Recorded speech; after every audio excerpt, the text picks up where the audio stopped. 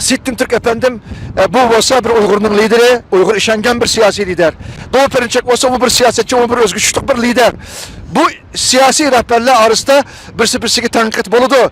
Elbette Doğu Perinçek'ninki Seyit efendimnin Türkiye Xitaydan kechirim sorusun degan Perinçek'nin bu sözüge qarta vatan haini degan gibi elbette bu Türk milletini qo'g'dash uchun so'zlangan bir so'z. Shuning uchun men baraat qilishni, qo'yilib birilishni bu yerda hech qanday bir jinoyat bo'lmaganligini men buni oldi qo'yman deb o'tirib qo'ydi, lekin hokim buni 4-oyning 15-kuni kechiktirdi.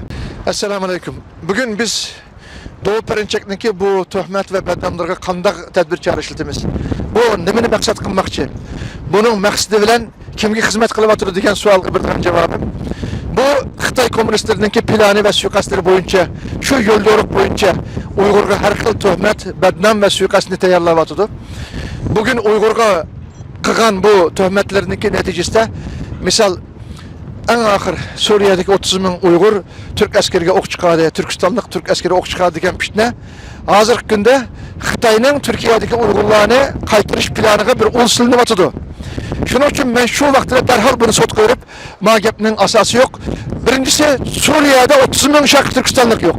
İkincisi bu yerdeki mücahitleş kaçan Türk askeri ok çıkarmaydı. O mücahitlerimiz Suriye'deki Esad'a, Urus'a ve Xitay'a karşı hareket kısıklıdır, lakin Türk askerinin düşmanı emez. Biz Türk askeri bilen birge bu vatan, bu millet için can kurban kılı teyya. Ma töhmetinin arkasında bir suikast var, bu olsa Xitay'a hizmet kılış ve Türk milletini Şarkı Türkistanlıklara öçköstüş ve nefret kıldırış arkalık, bizni siskindiriş arkalık bu Xitay'a qaytırış kanununu Türkiye parlamentin ötküzüşününki tayarlıqı, bunun koşuşlar bulaylık tutuk. Şunun için ben bunu sotku verdim. Ötken 2020 yılı 12. ayınınki 25. günü. Hazır o sotun devamı oldu. Bugün baş sotçu Sittin Türk efendim bu olsa bir Uygur'un lideri, Uygur işengen bir siyasi lider. Doğu Perinçek olsa bu bir siyasetçi, o bir özgürçlük bir lider. Bu siyasi rehberler arasında birisi tanqid boludu.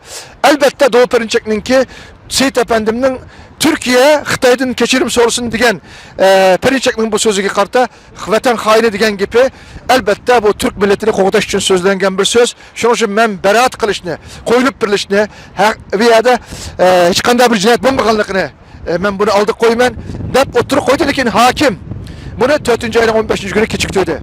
Endi biz mani özümüzden hak hukukumuzga ega chiqishimiz kerak.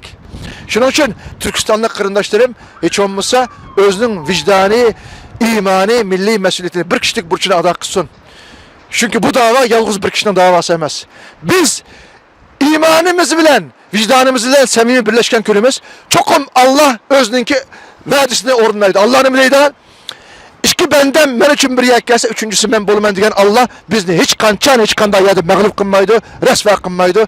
Xitayını biz mağlup kılalayımız inşallah.